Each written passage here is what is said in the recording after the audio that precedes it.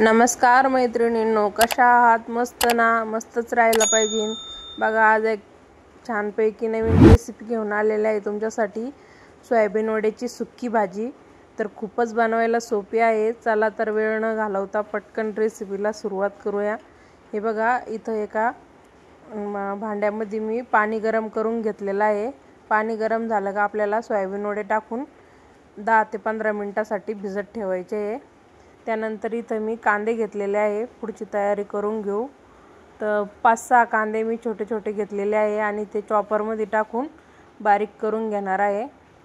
Chopper नसेल तर तुम्ही चाकूना किंवा विळीना पण कट करून घेऊ शकता बारीक. हे बघा, अशा पद्धतीने चॉपरमध्ये थोडे जास्त बारीक होतात आणि जास्त बारीक झाले तर आपल्या सोयाबीन वड्याची सुक्की भाजी जी बनवतो ना आपण, सुक्या भाजीसाठी छान म्हणजे लागतात असं. तर हे बघा, इथं एक टमाटा घेतलेला आहे. ते टमाटा पण कट करून घ्यायचं. 4 तुकडे करायचे आणि चॉपरमध्ये टाकून द्यायचे. जास्त भांडे भरायची गरज नाही. वेगळ्या मिरच्या काही टाकणार नाही. याच्यातच 4-5 हिरव्या मिरच्या आणि एक लसणाची कांडी टाकून दिली. याच्यात होऊन जातं. नुसते मिरच्या म्हणलं तर होत नाही, पण टमाट्यासोबत होऊन जातात.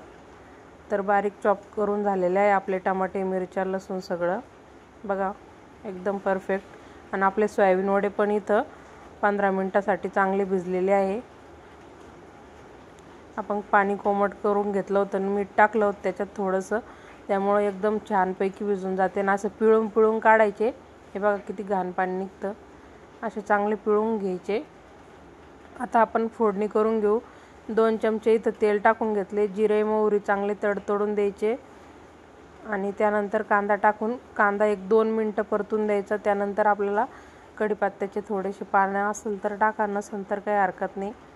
आणि टमाटे बारीक केलेले ते टाकून द्यायचे आणि चांगले परतून घ्यायचे. टमाटे कांदा लवकर परतावा म्हणून चवीनुसार जेवढं मीठ लागतं भाजीला तेवढं टाकून घ्यायचं. त्यानंतर आपल्याला काही सुके मसाले टाकायचे त्याच्यामध्ये. तर थोडासा हिंग टाकायचा. हिंग चांगला 1-2 सेकंदभर परतून घ्यायचा आणि त्यानंतर आपल्याला सुके मसाले घालायचे आहे.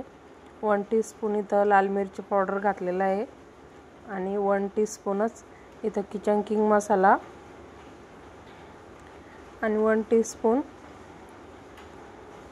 मटन मसाला आणि अर्धा टीस्पून हळद घातलेली आहे. आता यामध्ये मसाल्यामध्ये तुमच्याकडे एखादा मसाला असेल किंवा नसेल, घरामध्ये जे मसाले अवेलेबल असेल ते मसाले तुम्ही यामध्ये घालू शकतात. भाजी छान होते याची.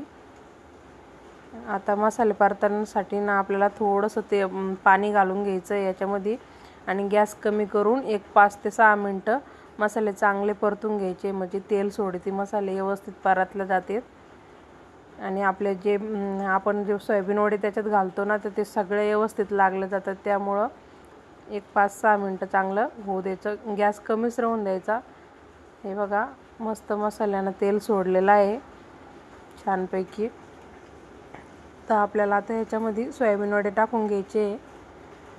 ते बघा, सोयाबीन वडे टाकून घेत आहे याच्यामध्ये. तर सोयाबीन वडे टाकल्याच्या नंतर पण चांगले मिक्स करून घ्यायचं. आपल्याला व्यवस्थित मिक्स करायचं आणि पाणी वगैरे टाकायची गरज नाही, कारण की आपण पहिलं थोडं मसाला परतायला पाणी टाकलं ना, तेवढ्याच याच्यामध्ये वाफेवर होते. 10 मिनटं आपल्याला झाकण ठेवून चांगले मिक्स झाले का 10 मिनटं झाकण ठेवून कमी गॅसवर अधूनमधून एखाद्या वेळेस हलवायचं आणि 10 मिनटं होऊ द्यायचे चांगले वाफेवर. तर खूपच छान होती भाजी. बघा, बघता क्षणी तोंडाला पाणी सुटतं आणि नॉनव्हेजला पण मागं टाकते, एवढी भन्नाट अशी भाजी होते. चला तर भाजी काढून घेऊ. आजची रेसिपी तुम्हाला कशी वाटली कमेंट करून नक्कीच सांगा. आवडल्यास व्हिडिओला लाईक, चॅनलला सबस्क्राईब करा.